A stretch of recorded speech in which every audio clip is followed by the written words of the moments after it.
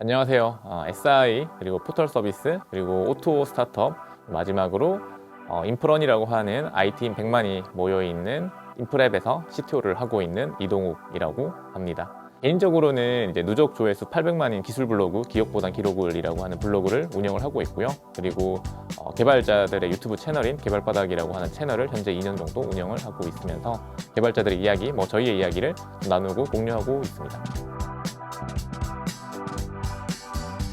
제가 타이틀에 아마 비전공자라는 게 붙겠지만 공대생이면 사실 이제 문과생 분들이나 체대생 분들, 언대생 분들이 봤을 때는 무슨 비전공자냐라고 할 것 같아가지고 되게 조심스러운데 일단은 완전히 프로그래밍 학과를 한 건 아니고 저는 이제 전기나 통신, 회로 이런 이제 전기공학을 전공을 했었고요. 사실 저한테는 너무 안 맞았어요. 그러니까 저는 이제 납땜을 한다거나 통신이 어떻게 서로 움직인다던가 아니면 논리 회로가 어떻게 작동한다던가 그런 하드웨어적인 것이 저한테는 사실 맞지 않았어요. 그래서 학교 생활도 어정쩡하게 했고 특출나게 뭔가 재미나게 뭔가를 한 것도 없고 남들이 봤을 때는 재밌게 놀지도 못하고 뭔가 공부를 열심히 한 것도 아니고 그냥 흔하게 지나가는 대학생 1이라는 캐릭터였던 것 같아요.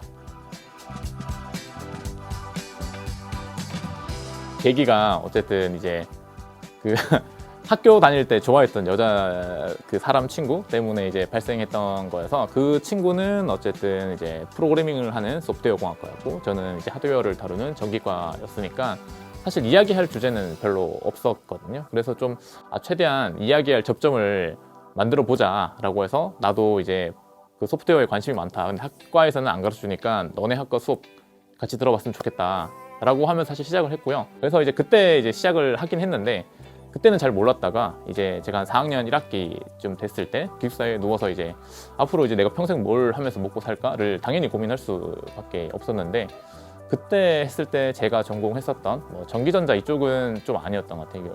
3년, 5년, 10년 계속 이 일을 하고는 먹고 살 수 없을 것 같았어요. 그러니까 급여의 문제가 아니라 그냥 하루하루가 좀 너무 재미없었을 것 같고요.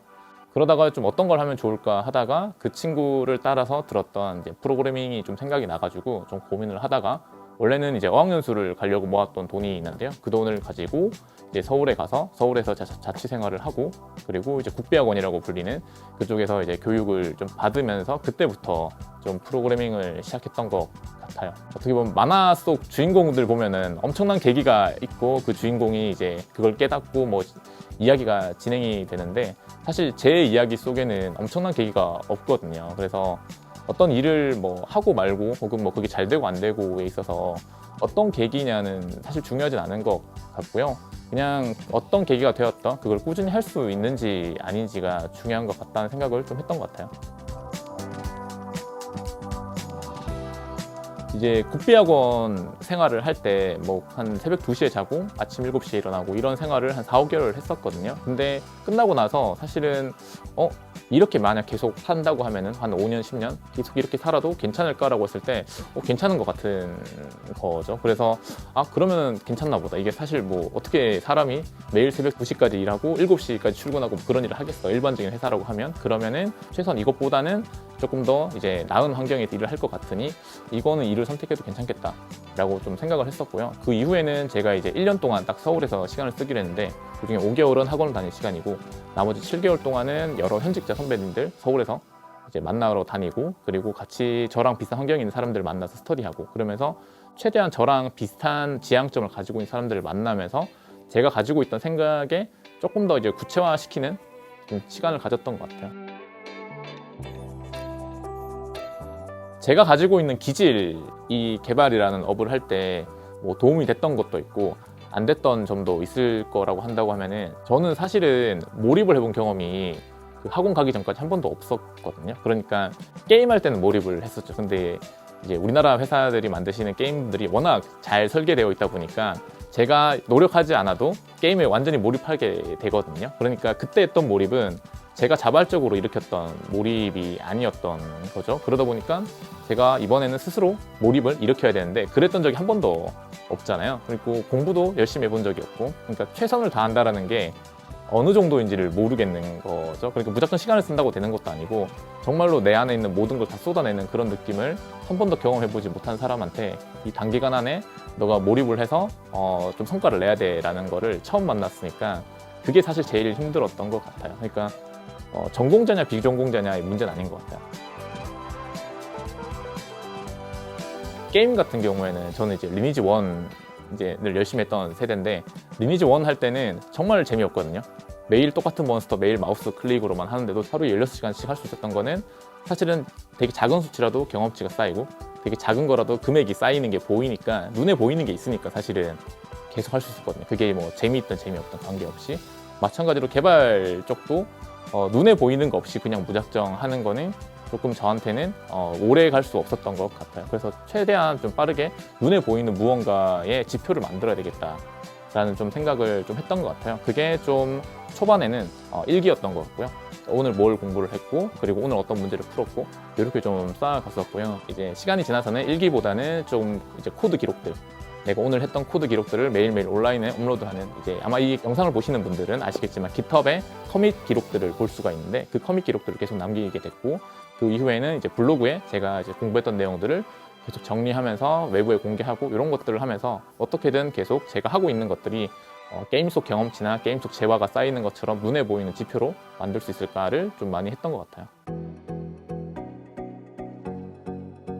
제가 경험했던 웹 서비스 혹은 앱 서비스 안에서만 좀 이야기를 한다고 하면은, 저는 한 10년 가까이 경험을 했을 때는 개발 역량만큼 좀 커뮤니케이션 역량도 조금은 중요한 것 같아요. 왜 그러냐면은 예전처럼 제품을 하나 만들고 납품을 하고 그리고 빠지고 이런 식이 아니라, 하나의 제품을 만들었던 조직이 이후에 이 제품을 계속 발전시켜 나가는 것도 이제는 같이 해야 되고, 그때 같이 일했던 디자이너, 마케터, 기획자 이런 분들도 다 같이 모여서 사실 하잖아요. 근데 개발자분들이 나는 개발만 잘할 거야, 그리고 이 개발하는데 나왔던 버그나 이런 거는 테스트 엔지니어 분이 해주셔야 돼, 이거를 나는 이 기능이 되게 이상한 것 같지만 기획자가 이렇게 기획서를 줬기 때문에 나는 무조건 주는 대로 할 거야. 이렇게 되면은 사실 좋은 제품을 만들고 출시를 하고 발전시키고 할 때 팀워크가 계속 깨질 수밖에 없다고 생각해요. 니 일 내일 구분을 짓게 되면 그때부터는 사실 팀 화합이 힘들잖아요. 그래서 예를 들면은 이런 것 같아요. 이거는 누가 봐도 말도 안 되는 기능을 어떤 이제 기획자분이 요청을 했다고 치면은, 개발자분은 거기서 이거 안 돼요 라고 끝낼 게 아니라 왜 이런 걸 요구를 하셨을까? 근본적인 문제가 뭐였기 때문에 어떤 문제를 풀고 싶어서 이런 기능을 요구했을까라고 역으로 질문하시는 케이스가 있어요. 그래서 제일 만약에 좋은 거는 기획자분이 만약에 개발자한테 이야기한다고 하면은, 개발자님 이거 만들어주세요 보다는 저 고민이 있어요, 이런 문제가 있는데 어떻게 해결하면 좋을까요? 라고 하면은 그때부터는 어떤 문제를 풀 것인가에 집중을 하게 될 것이고요. 개발자분도 마찬가지로 기획자분이 어떤 요구사항을 왔을 때 그거 안 되는데요? 그거 이 기간까지 절대 안 돼요. 그러니까 끝나는 게 아니라, 요구사항에 방점이 찍혀 있는 게 아니라 원래 해결하고자 했던 문제가 뭐냐에 집중할 수 있는 커뮤니케이션이면은 아마도 그 좋은 예시가 될 것 같아요. 그러니까 기획자분이 생각하시는 개발의 범위와 개발자가 생각하는 기획의 범위가 서로 다를 거라는 거죠. 그렇다면은 서로 커뮤니케이션 해야 되는 부분은, 나는 이거에 대한 해결책을 전문가 너한테 좀 의존할 테니 대신 내가 풀고 싶은 문제가 뭔지를 이야기해 줄게. 반대로 개발자분도 너가 해결책을 들고 오지 말고 갖고 있던 문제점을 가지고 와줘. 그러면 내가 할 수 있는 범위 내에서 가장 최선의 해결책을 제안할게. 로 서로 소통하는 게 좋은 커뮤니케이션인 것 같아요. 초반부, 그러니까 첫 취업할 때 그리고 두 번째 이직할 때는 무조건 그냥 성장이었던 것 같아요. 왜냐하면은 주니어 개발자였고, 특히나 저는 이제 남들이 봤을 때 막 좋은 환경도 아니었고 조금 늦게 취업한 케이스이기도 하니까, 남들보다 더 빠르게 남들보다 더 잘하는 위치로 가야 되겠다가 제 1목표였었고요. 회사를 선택할 때도 물론 첫 번째 회사는 갈 수 있는 한 가장 좋은 회사를 선택을 했고요. 대학교 선택하듯이. 두 번째 회사를 선택할 때는 여러 조건들이 있을 때 연봉이나 다른 것들보다도 내가 가장 성장할 수 있는 환경이냐, 좋은 개발자분들이 계시냐를 선택을 했었어요. 그게 이제 두 번째 포털 회사였고요. 그리고 이제 세 번째가 이제 스타트업 배달의 민족이었는데, 그때는 사실 기존의 회사보다 더 큰 회사였다라고 보기는 좀 힘든데, 그때 제가 알고 있던, 제가 트위터나 SNS에서 팔로우를 하고 있던 수많은 좋은 개발자분들, 컨퍼런스에서 발표를 하셨던 많은 개발자분들이 갑자기 배달 민족으로 막 합류를 시작을 하시더라고요. 그래서 저는 사실 그때까지 배달 음식을 안 시켜 먹어봤고, 지방에서는 또 배달 민족보다는 다 전화로 주문하던 때였으니까 이게 도대체 무슨 서비스야? 2016년도였으니까요. 무슨 회사인지도 모르고 사실은 저기에 좋은 개발자분들이 모여있다라는 생각하에 좀 합류를 했었던 것 같아요. 그렇게 해서 이제 배민까지는 공일 기간 내에 가장 내가 성장할 수 있는 회사가 어디야를 기준으로 좀 골랐고요. 지금 현재 있는 인프런이라고 하는 회사는 선택할 때는 제가 그때 이제 8년 차였었는데 그때는 조금 달랐던 것 같아요. 왜냐하면 성장도 좋은데 나중에 이제 뭐 50, 60 이렇게 나이를 먹었을 때 그때 내가 좀 다른 사람들한테 할 수 있는 이야기가 좀 많은 사람이 됐으면 좋겠다. 그 이야기꾼이 되면 좋겠는데 경험치 폭이 조금 좁고 깊은 것보다는 좀 넓은 게 좋을 것 같다라고 생각을 했었고 그런 의미에서는 조금 초기에 폭발적으로 성장해야 될 것 같은 그런 스타트업을 좀 고르자라고 판단을 했었어요. 근데 그때 이제 배민의 대표님이신 김범준 대표님과 면담을 좀 했었는데 배달의 민족은 그 당시 어쨌든 국내 1등을 하고 글로벌 우리 푸드테크라고 불리는 분야에서 세계 1등을 향해서 앞으로 이제 계속 전진을 해야 되는 상황이었고요. 제가 지금 합류한 인프랩 같은 경우에는 초기 스타트업이 어떻게 하면은 큰 회사로 성장하는지를 경험할 수 있는 상황이었어요. 둘 다 사실은 좋은 경험이었고 둘 다 제가 한 번도 안 해본 경험이었어서 어떤 경험이 더 좋은지를 한번 고민해봤으면 좋겠다라는 질문을 해주셨고 그리고 둘 다 좋은 선택이라고 자기 본인도 생각을 하기 때문에 그럴 때는 그게 다시 경험해볼 수 있는 거냐 아니냐로 좀 삼으면 좋겠다라고 이야기를 해주셨는데 아마 범준님은 이제 글로벌 1등을 향해 가는 경험이 다시는 없을 거다라는 의미를 해줬을 것 같고 저는 이제 다 그걸 해석을 했을 때는 아무래도 내가 좋아하는 분야 그러니까 저는 이제 개발자들의 교육, 성장 이런 것들에 대해 관심이 많은데 그 분야를 하고 있는데 하필 초기 기업이고 하필 또 내가 지금 원하는 타이밍에 이 회사 이런 회사가 있네 라는 상황이 다시는 또 돌아오지 못할 것 같다는 생각을 했었어요. 왜냐하면은 글로벌 1등을 노리는 회사는 꼭 배민이 아니더라도 되게 수많은 글로벌 1등을 노리는 회사들이 많기 때문에 그 회사들을 봤을 때는 저는 오히려 나랑 취향도 맞고 지향점도 같은데 하필 초기 기업인 상태는 여기밖에 없을 것 같아서 시간이 지나면 다시 못 올 것 같아가지고요. 그래서 일단은 이번에는 인프랩을 좀 선택을 했던 것 같아요. 제가 이제 9년 차쯤에 이직을 했는데 9년 차라고 하면은 사실은 아직 현업에서 한참 개발을 하거나 아니면 딱 팀을 매니지먼트 해야 되는 딱 레벨인데요. CTO 혹은 C레벨이 되면은 실무에서 굉장히 멀어지잖아요. 그러면은 나중에 시간이 지나서 제가 다시 나 실무하고 싶어요 라고 해도 실무를 못할 수도 있고요. 그리고 제일 중요한 거는 제가 흔히 말하는 입개발자 그러니까 실무 모르고 그냥 뇌피셜로만 이야기하는 그런 사람이 되는 건 아닐까. 너무 이제 뭐 경영관리, 팀원 관리, 매니지먼트 쪽으로만 일을 하게 되니까 그런 걱정들을 좀 많이 했었고요. 그래서 저도 좀 저 나름대로 또 이제 제약 조건을 걸었던 것 같아요. 그러니까 최소 정말로 못해도 1년은 일단은 회사를 경험해보고 그 1년 동안의 경험이 내가 봤을 때는 너무 좀 별로였거나 조금 만족스럽지 못하면은 다시 실무로 돌아가야 되겠다 라는 제약 조건을 줬었고 지금 이제 1년이 지난 시점에서는 괜찮은 경험이었던 것 같고 그동안은 몰랐던 새로운 시야를 좀 얻게 돼가지고 지금 이 상태로면 내가 굳이 이제 엔지니어링적인 전문성은 조금씩 놓더라도 그 외 다른 역량은 좀 쌓을 수 있겠다 라는 생각이 들어서 지금 시간 동안은 일단은 엔지니어링 역량은 개인적으로 쌓고 회사 일은 매니지먼트 역량을 쌓고 병행하면서 최대한 제가 가지고 있는 개인적 욕심을 놓치지 않으려고 하는 것 같아요.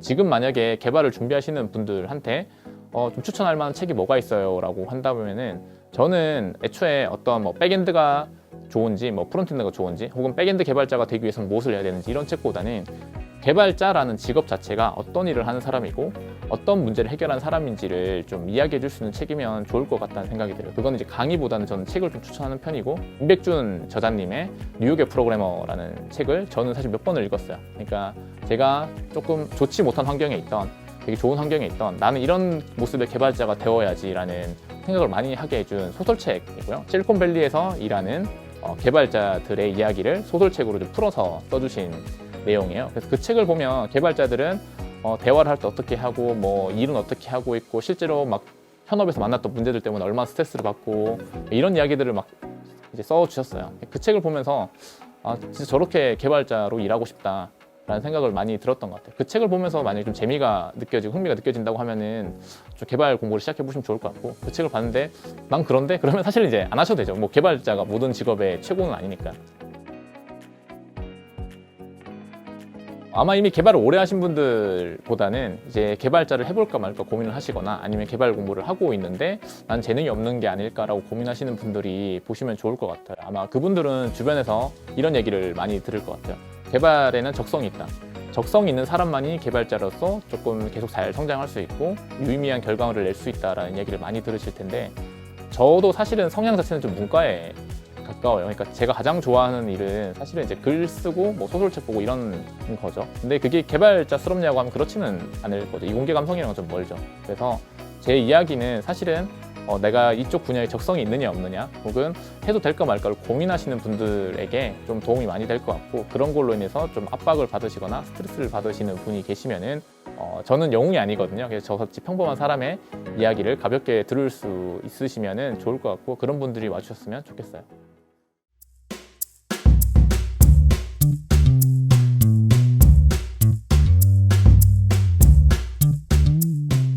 네, 지금도 일일 1커밋 계속하고 계시나요? 네, 이제 곧 이제 만 6년이에요. 그러니까 제가 이제 시작한 지 2016년도에 시작을 했고요. 지금 이제 2022년도니까 만 6년이네요. 그러니까 이제 7년 차가 되네요.